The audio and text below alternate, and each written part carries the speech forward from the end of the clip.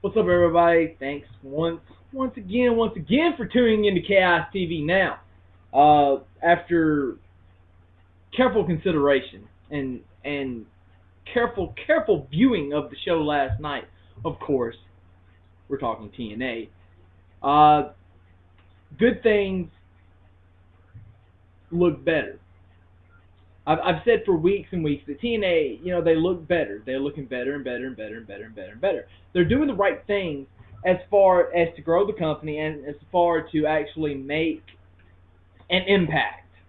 Pardon the pun from Impact Wrestling. Uh,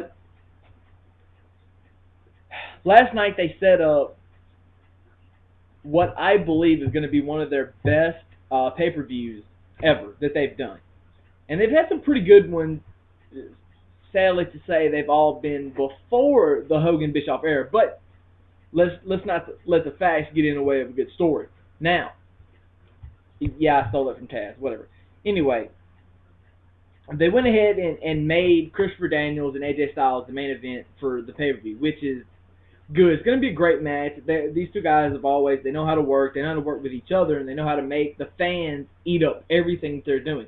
I still personally would have liked to see the third match, the three-way between Daniels, Styles, and Samoa Joe. But, beggars can't be choosy at this point, although I sure can be, because you know what? I'm not going to get on here and critique the show or critique the company or whatever without giving my and expressing my views about how I feel about things. Now, as far as you know, what is going to be on the pay per view,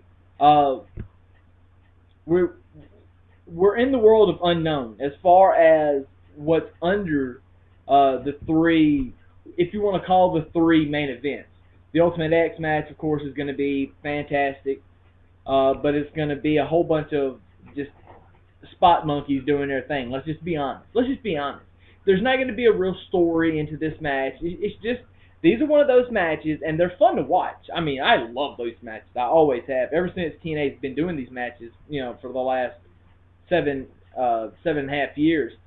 But I don't like when they're overdone. The fact that they haven't done these Ultimate X matches in so long makes what they're about to do really special.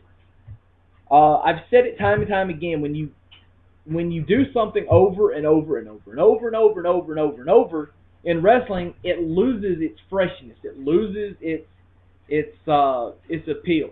It's like, for me, when you start in a new relationship, you don't need, even though it's really good to see that person and you love that person, you love spending time with that person, you want to see them all the time. It's not good in the long run to continually see that person. Say you meet somebody and then 2 weeks later you're living together. It's not great for the relationship on most occasions. Now there are always exceptions to the rule. However, with wrestling there is never an exception. You can't do something over and over and over. So, what TNA is doing, good. Okay? I don't know whose idea, whose brainchild it was. I don't know who's text messaging me. It's probably more about the CM Punk thing. I've got 20 people trying to get me to talk about CM Punk later, much later. But for now, let's look at what is next week on Impact, because they did a great job. This is something that wrestling has lost. It's a lost art of promoting what's going to happen next week. Now WWE does it if they have like Stone Cold going to be on, or HBK coming on, or Triple H coming back, or The Undertaker's going to make a special appearance. But they don't promote matches for next. Impact did a great job with that last night of promoting a couple of matches for next week. The handicap match, and they went in linked with that interview with Velvet Sky. That was great. That's great TV. It's like Jim Ross says, doing having a promo stick you know, time on the mic is good if you do it right and you don't overpopulate. Now there was a couple of spots on the show where they kind of overpopulate, especially on the front part of the show, but it kind of more or less set up for everything later on in the night, and it made it ended up being good. TNA over the course of the last year and a half haven't been that great at doing that. Everybody has to understand. But what I'm saying is, look at the product before you just up and say, "Oh, this is bullshit. Oh, I hate it. Oh, I don't like it. Get this garbage off of TV. Everybody that follows this is fucking stupid." Actually, pay attention to what you're doing or what you're watching, excuse me, before you start really trying to critique. Let it set in. Think about it.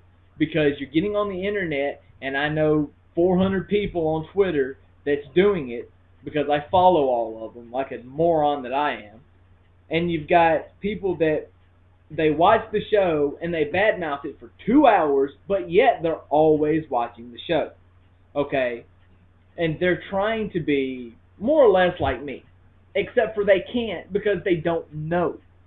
They don't know how things work and they don't know how things are run, but yet they're still trying to jump in and put their 2 cents in. Whatever. They suck. I know what's best and they don't. End of story. Follow me and you'll always know the way. Now, the last couple of seconds, I just want to promote myself even more because that's what I do. Make sure that you follow me on Twitter because I know I'm going to absolutely kill you with my tweets, okay? Because I'm going to tweet 400 times a day. That's just the way it is. And if you can't handle it, because there's some people that just can't handle it, don't go. But make sure you like my page on Facebook, and the link will be below in the description, as always. Make sure you like the page. I've gotten like 25 likes. Come on, we can do better than that, right? If I had all of my subscribers on YouTube and all of my followers on Twitter, because they're all different. The same people that follow me on Twitter is not all the same people that subscribe to me on YouTube. So just spread the joy of what is my page on Facebook. And I promise you, you won't get 400 messages a day. You'll get probably 2 or 3 a week, unless I upload a lot of videos, which here lately I haven't done because, life happens. But next week, get ready for the ride that you're normally used to on my channel, because it's going down next week. Lots and lots of videos. Now, to promote myself even further, if you will, later on today I will have the predictions for the UFC event coming, not next week, but it'll be tomorrow actually. Uriah Faber is going for the bantamweight title, so it's going to be a great fight. God, it's going to be a great fight. So you guys make sure you peep that out because my predictions on UFC are usually spot on. I can't help it. It's a gift. So for now, I will say, like always, deuces to y'all. I'm out. And just be smarter with what you're saying. Don't put out no random bullshit on the internet unless you fully intend to back it up. Everything I say, I back up. Learn from me. Learn from me. It's not that hard, people. It's a very simple concept to grasp. I guarantee it.